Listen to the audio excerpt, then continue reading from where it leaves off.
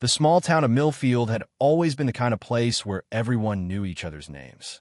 Nestled between rolling hills and dense forests, it was the sort of town where people left their doors unlocked and neighbors waved as they passed by. Crime was rare, and when something did happen, it was usually nothing more serious than a broken window or a stolen bicycle. That's why, when 24-year-old Emily Carter disappeared on a warm June night in 2012, the entire community was shaken to its core. Emily was a familiar face in Millfield. She had grown up there, attended the local high school, and worked as a waitress at the town's only diner, a cozy little place called Maggie's. She was known for her bright smile and kind heart, always the first to help out when someone needed it. On the night she vanished, she had finished her shift at the diner just after 10 p.m., said goodbye to her co-workers, and walked out to her car, a beat-up blue Honda Civic. She texted her boyfriend, Jake, saying she was on her way home. That was the last anyone ever heard from her. When Emily didn't show up the next morning for her shift, her boss called her phone, but it went straight to voicemail. Worried, she reached out to Emily's parents, who immediately reported her missing. The police launched a search, and within hours, Emily's car was found parked on the side of a dirt road near Blackwood Forest, about 5 miles from the diner. The driver's side door was slightly ajar, the keys still in the ignition. Her purse was on the passenger seat, her phone tucked inside. There was no sign of a struggle, no blood, no broken glass, nothing to suggest violence. It was as if he had simply stepped out of the car and vanished into thin air. The police interviewed everyone who had seen Emily that night. Her co-workers said she had been in good spirits, joking around as usual. Jake confirmed their text exchange and said they hadn't argued. There were no known enemies, no ex-boyfriends with grudges, no suspicious strangers lurking around town. The lack of evidence was baffling. Days turned into weeks and weeks into months. Flyers with Emily's face were plastered on every storefront and telephone pole. Search parties combed the woods. Divers checked nearby lakes, and volunteers knocked on doors, hoping for any clue. But nothing turned up. The case grew colder with each passing day, leaving Emily's family trapped in a nightmare with no answers.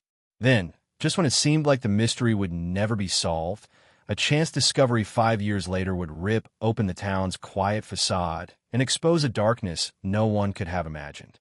But for now, in the summer of 2012, Millfield was left with only questions and the unsettling feeling that something terrible had happened right under their noses. The abandoned house at 317 Willow Lane had stood empty for nearly a decade, its peeling paint and sagging porch giving it a sinister appearance that local children dared each other to approach. Built in the 1950s, the property had passed through several owners before falling into disrepair, its last occupant leaving abruptly in the middle of the night years earlier. Neighbors whispered about strange noises coming from the house late at night, but most dismissed it as the wind or stray animals. No one had any reason to suspect the truth lurking within its walls. In early 2017, newlyweds Mark and Lisa Dawson decided to take on a renovation project, purchasing the dilapidated house at a steep discount. They were drawn to its potential: spacious rooms, original hardwood floors, and a large backyard perfect for their future children. On their first walkthrough, they noticed nothing unusual beyond the expected wear and tear of an abandoned home. Dust coated every surface, cobwebs hung in the corners, and the air smelled of mildew and old wood. The basement, accessible through a narrow door in the kitchen, was particularly musty, its concrete floor cracked and stained. It wasn't until they began demolition that they uncovered the house's horrifying secret. While tearing down a section of the basement wall to install new plumbing, Mark's sledgehammer struck something hollow. Curious, he pulled away chunks of drywall, revealing a hidden gap behind it. Shining his flashlight inside, he saw a small, windowless room, no more than 6 feet wide, with a single wooden chair bolted to the floor. The walls were covered in newspaper clippings, all reporting on Emily Carter's disappearance. Lisa screamed when she saw what else was inside. Neatly arranged on a rusted metal shelf were coils of rope, rolls of duct tape, and a hunting knife still stained with something dark. But the most disturbing item was a leather-bound journal, its pages filled with handwritten entries in meticulous, almost elegant script. The first page bore a single sentence. She was perfect. Flipping through, they realized with growing horror that they were reading a killer's confession. The entries described in chilling detail how the writer had watched Emily for weeks, learning her routine, before finally making his move. He wrote about forcing her into his car, the sound of her crying, and how he had brought her home. The final entry, dated just days after Emily vanished, simply read, "I'll always remember her." Trembling, Mark called 911. When police arrived, they sealed off the basement and began a thorough search. Detectives quickly connected the journal's contents to Emily's case, but one question haunted everyone. Who had owned this house when she disappeared? Property records revealed a name that sent a shock through the department. Someone they all knew. Someone no one would have ever suspected. The Dawsons never moved into 317 Willow Lane. The house was bulldozed months later, but the secrets it had held would unravel a nightmare the town could never forget.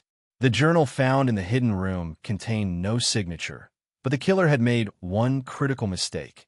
He'd slipped in small, telling details without realizing their significance. A mention of grading papers, a reference to my classroom, a complaint about another parent-teacher conference. The clues pointed to someone in education, someone who knew how to command authority while hiding in plain sight. Detectives cross-referenced property records with school employment databases and uncovered a name that made veteran officers go pale. Robert Hargrove, a 58-year-old retired English teacher who had taught at Millfield High for over 3 decades. He'd been well-liked. The kind of educator students remembered fondly, the one who stayed late to help struggling readers and organize the school's annual poetry contest. His former colleagues described him as quiet but kind, a man who brought homemade cookies to faculty meetings.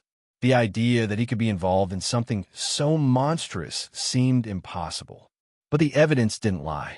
Hargrove had owned the Willow Lane house from 1998 until 2013, selling it just a year after Emily vanished.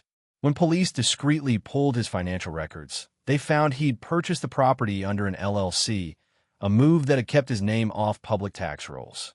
A search of his current residence, a quaint cottage on the outskirts of town, began quietly, with officers pretending to be checking reports of a gas leak to gain entry. What they found inside turned suspicion into certainty. Tucked between volumes of Shakespeare and Dickens on Hargrove's bookshelf was a hollowed-out copy of Moby Dick containing a faded Polaroid. It showed a young woman with dark hair tied to a chair, her face streaked with tears.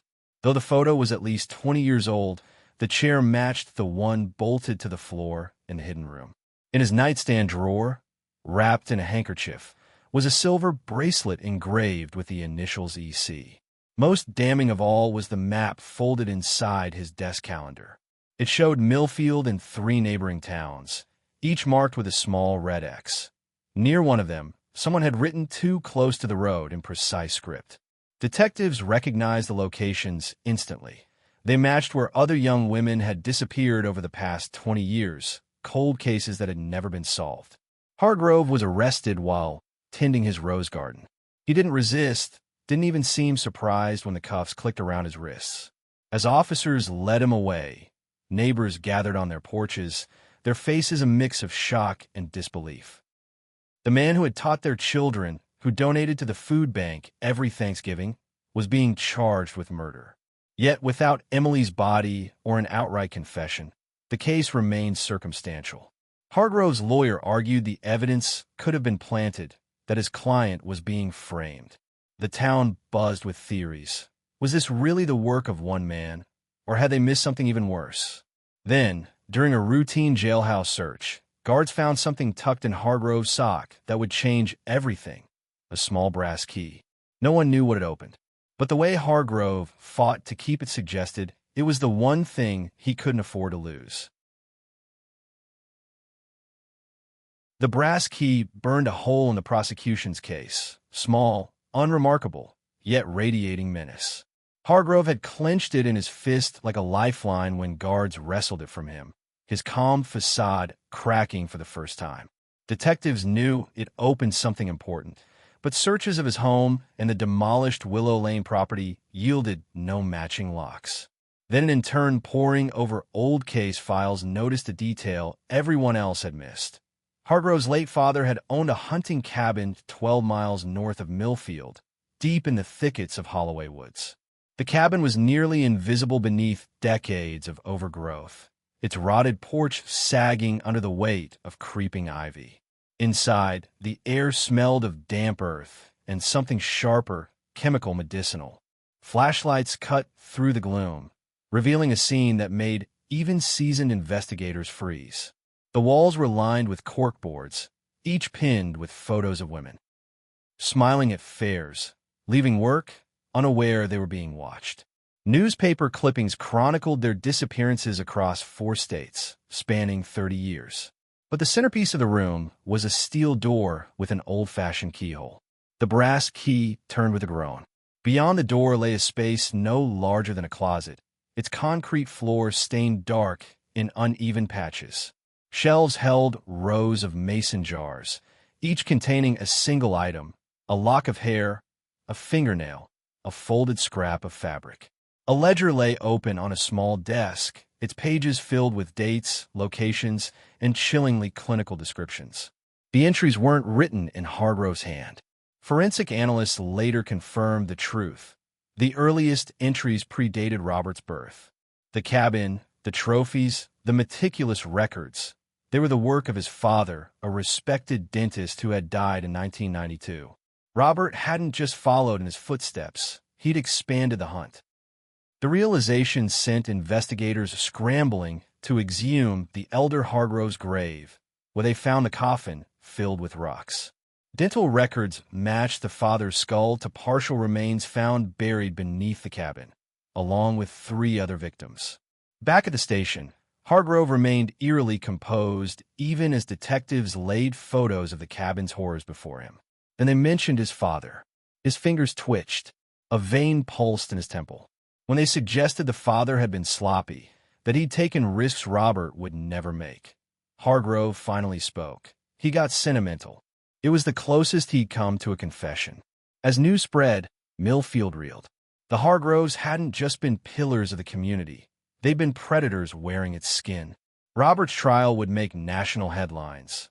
But the deeper horror lingered in the whispers of families who suddenly remembered their daughters being comforted by the soft-spoken teacher after his father's death. Had they been mourning a monster while standing next to one? The key had unlocked more than a door. It had opened a chasm of generational evil. And somewhere in the shadows, the question remained, were there others who'd learned the family trade? The trial of Robert Hargrove became a spectacle that split Millfield in 2. Some refused to believe the evidence, clinging to the image of the gentle teacher who'd chaperoned their school dances. Others saw the monster now, the way his eyes lingered just a second too long on teenage girls, how he'd always volunteer to stay late with struggling students. The prosecution's case was airtight. The journal, the trophies, the cabin's ledger connecting him to at least 17 disappearances across 3 decades. Yet Robert never flinched, never raised his voice. He simply sat there, calm as a man waiting for a bus, until the day the prosecution played the tape. It had been found buried in a rusted ammunition box beneath the cabin floor. A grainy VHS recording labeled First Lesson, 1989. The footage showed a younger Robert, maybe 25, standing beside his father in that concrete room. A bound woman sobbed in the corner as the elder Hargrove demonstrated proper technique with a boning knife. Robert's face was eager, attentive. When his father handed him the blade, he didn't hesitate. The courtroom erupted. Emily's mother fainted. Robert's lawyer demanded a mistrial, but the damage was done. The jury deliberated for less than an hour. Guilty on all counts. At sentencing, survivors' families packed the gallery, expecting catharsis. But when the judge asked if Robert had anything to say, he finally showed his teeth. "You think this ends with me?" he murmured, almost amused. Then, louder, check the school board minutes from 2003.